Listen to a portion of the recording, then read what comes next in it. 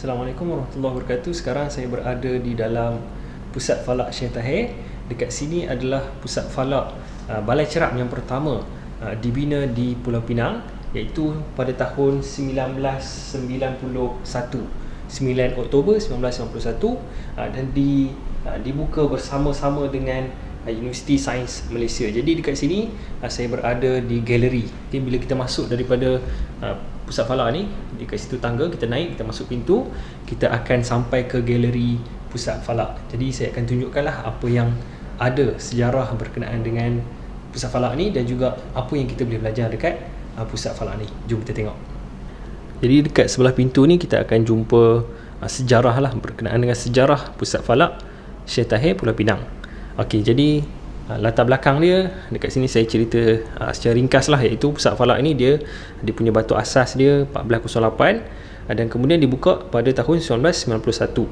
Okey, yang mana tujuan dia adalah untuk keperluan saintifik, seperti yang biasa kita lakukan adalah inilah kenampakan anak bulan. Okey, kita akan buat dekat sini. Sini adalah dia punya tapak rasmi untuk cerapan hilal ataupun cerapan anak bulan. Jadi yang ini adalah Profesor Ilyas, dari Muhammad Ilyas daripada Universiti Sains Malaysia. Sekarang beliau masih ada lagi, beliau hidup di Pulau Pinang. Jadi beliau antara yang bertugas lah dekat, beliau antara yang menyumbang kepada pembinaan Pusat Falak ni. Jadi yang ini adalah bahagian depan lah, ini adalah bahagian luar. Ini sebelum adanya bumbung dekat kawasan ni, sekarang dah ada bumbung. Okay, dekat sini semua tangga dia ada sebanyak 114 tangga. Okay, ada 114 tangga. Jadi kenapa nama dia Syekh Tahir? Syekh Tahir ini dia ambil sempena nama Syekh Muhammad Tahir Jalaluddin. Itu salah seorang ahli falak dekat Tanah Melayu lah. Okay, ini adalah serba ringkas sejarah beliau. Ini adalah beliau ketika muda, ini ketika tua, dan ini adalah Tun Hamdan. Tun Hamdan adalah anak beliau yang juga menjadi TYT. Okay, pada tahun, saya tak pastilah, tahun 1990 lebih. Jadi ini berkenaan dengan sejarah Pusat Falak Syekh Tahir.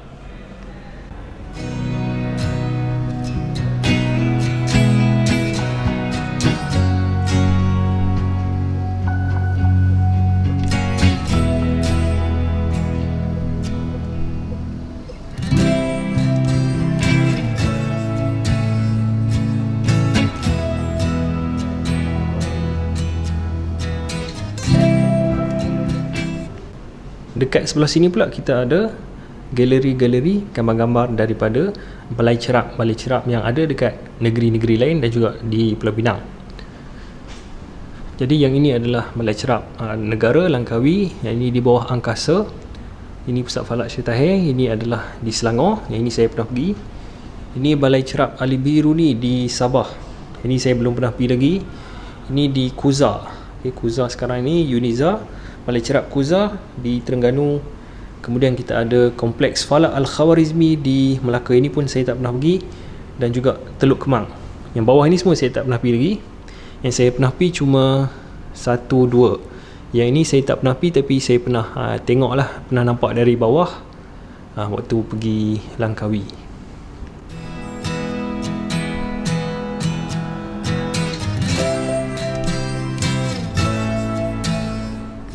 Dekat kawasan ni pula kita ada 3D. Okay, kita pakai spek mata 3D tu, kita boleh nampak lah gambar-gambar 3D dekat sebelah kiri dan kanan ni. Jadi kita ada spek dan juga gambar-gambar yang ini saya tak pasti, rasanya apatah nama jenis 3D ni yang pakai red dengan cyan ni, dia bagi nampak gambar-gambar jadi 3D lah. Ini di bahagian pertama di Pusat Falak. Jadi keluar pintu ni kita akan masuk dekat sini dulu. Kemudian sebelah sini kita ada berkenaan dengan astronomi. Seterusnya dekat bahagian ni kita ada galeri berkenaan dengan alam semesta, galaksi. Kemudian kita ada planet kerdil, asteroid, meteor, semua-semua berkenaan dengan astronomi dan juga astrofizik. Jadi yang itu adalah alam semesta, ini adalah galaksi, yang itu pula adalah bintang, kemudian bintang kerdil, komet, asteroid dan juga meteor.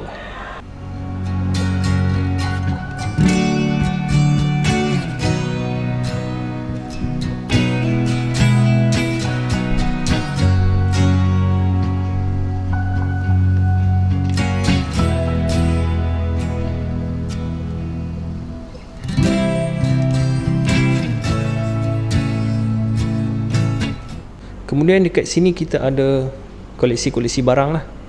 Jadi macam yang ini adalah orrery, yang ni brass. Jadi ini mesti mahal ni, lebih kurang saya tak tahulah, mungkin 5,000, 6,000, mungkin lebih. Yang ini pula saya tak pasti. Yang ini nama dia Astro Globe. Ini saya tak biasa. Yang ni saya biasa tengok banyak kali lah, cuma tak tahu nama dia apa. Jadi nama dia adalah Astro Globe. Yang ini kita tahulah, yang ini nama dia Rubuk Mujayak ataupun Quadrant.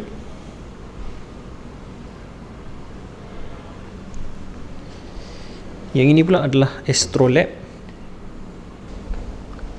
Dan ini yang terakhir, yang ini saya tak pasti nama apa. Nampaknya macam Astrolab juga, tak tahulah.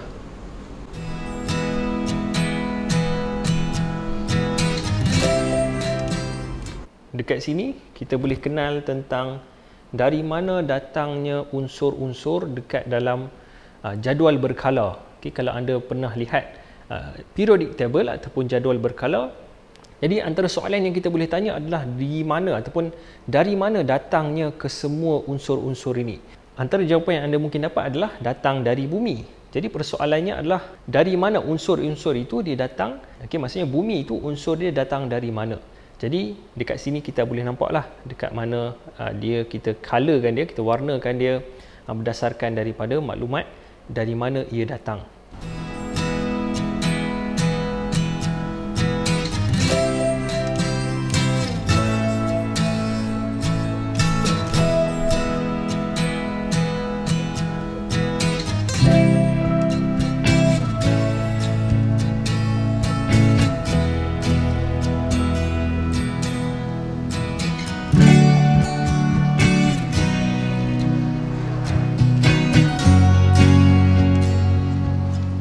Dekat sini kita boleh tengok planet-planet dekat dalam sistem suria. Jadi hujung sana kita ada matahari, kemudian kita ada Utarid, Zuhrah dan seterusnya. Ini planet Saturn, Uranus dan Neptune. Jadi Pluto dan yang lain-lain ini adalah dikira sebagai planet kerdil. Okay, yang mana dia terletak dalam kalangan lingkaran Kuiper. Okay, lingkaran Kuiper ataupun kita panggil Kuiper Belt objects. Okay, ini adalah objek-objek yang berada dekat dalam lingkaran Kuiper. Okay, itu adalah komet. Ceres ataupun asteroid yang lain, dia berada dekat dalam lingkaran asteroid. Jadi lingkaran asteroid ini dia berada antara planet Mareh dan juga Mushtari. Dan kita tahulah Mushtari dia ada banyak bulan. Okay, ini contoh-contoh bulan dia yang terkenal, iaitu Io, Europa, Callisto dan juga Ganymede. Yang bawah ini pula adalah perbandingan saiz lah. Okay, yang itu perbandingan saiz antara Utarid sampai bumi, kemudian yang seterusnya Neptune sampailah kepada Mushtari dan bintang-bintang yang lain. Okay, contoh itu adalah matahari. Jadi ini seterusnya sampailah bintang yang paling besar. Kat sini kita ada galaksi. Okay, galaksi ni adalah kumpulan-kumpulan bintang yang mana dalam galaksi kita ini dia ada lebih kurang dalam 100 bilion bintang. Jadi bintang-bintang yang besar ni pun dia sebenarnya berada dekat dalam galaksi kita. Jadi galaksi kita ini adalah lebih besarlah daripada bintang-bintang ni.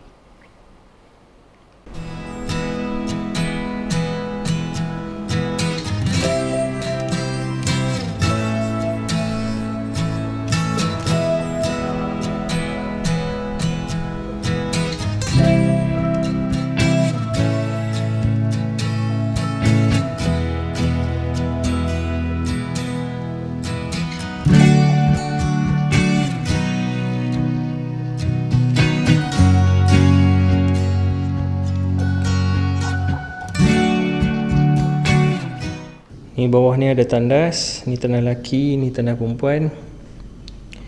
Ni adalah pejabat. Ni pejabat-pejabat, ni dewan seminar. Ke sini kita akan keluar pergi ke dataran Cerapan sampai dekat atas ni lah, sampai dekat atas ni ada dataran Cerapan dia.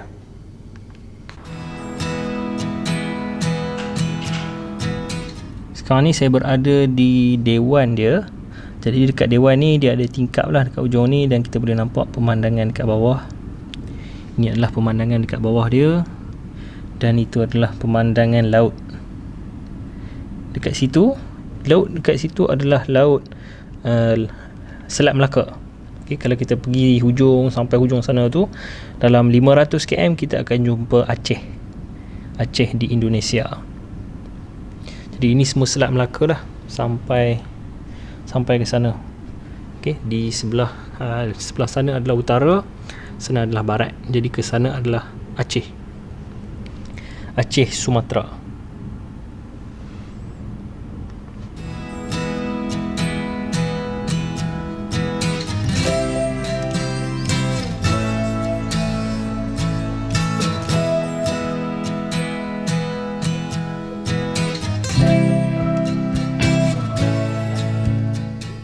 Sekarang ni saya berada di dalam balai cerak dekat Pusat Falak Syekh Tahir.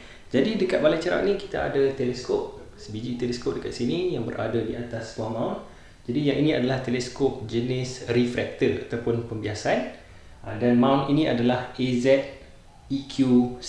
Okay, AZ-EQ6, jadi dia boleh jadi dalam bentuk azimut dan juga dalam equatorial. Dan selain pada teleskop ni, kita juga ada teleskop mid. Okay, yang itu adalah teleskop mid 12 inci yang lama lah, lebih kurang rasanya lebih daripada 10 tahun dah, lebih daripada 15 tahun dah teleskop ni. Dan kita ada solar filter. Dan yang ini pula adalah untuk water rocket. Kita tengok di atas. Jadilah suasana dekat dalam balai cerak di Pusat Falak Syekh Tahir.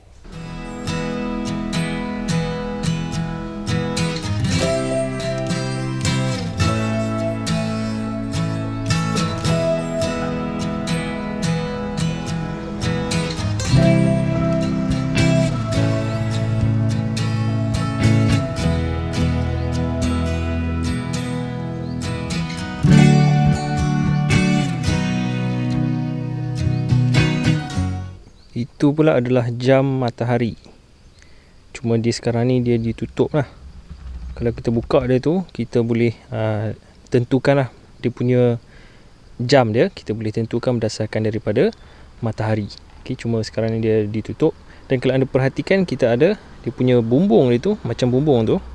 Okay, dia punya bingkai dia lah. Yang itu dia sebenarnya dia mengikut arah mata angin macam sekarang ni. Yang ini dia menghala betul-betul ke arah utara. Dan yang ini adalah barat, selatan dan timur. Okay, jadi berdasarkan daripada bayang-bayang 4 benda tu, sebenarnya satu pun kita dah boleh buat.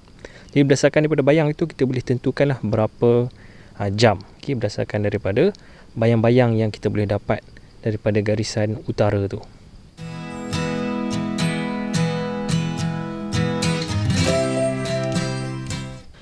Yang ini pula adalah tongkat istiwa yang berada di atas pelantar lah.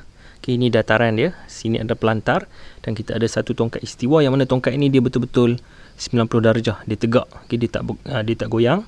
Dan berdasarkan daripada tongkat ini kita boleh tentukan bila waktu solat lah, terutamanya waktu solat Zuhur dan juga Asar.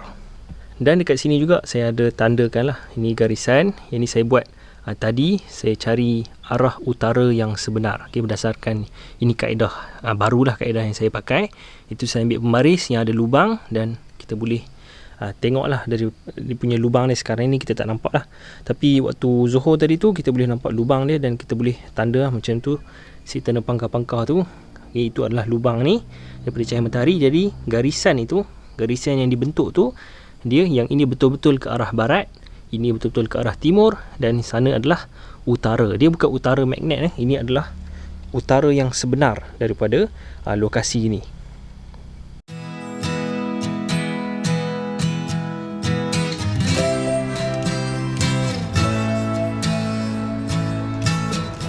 Sekarang kita dah nak balik lah daripada Pusat Falak ni. Jom kita turun, kita perlu turun lah ke semua 114 anak tangga.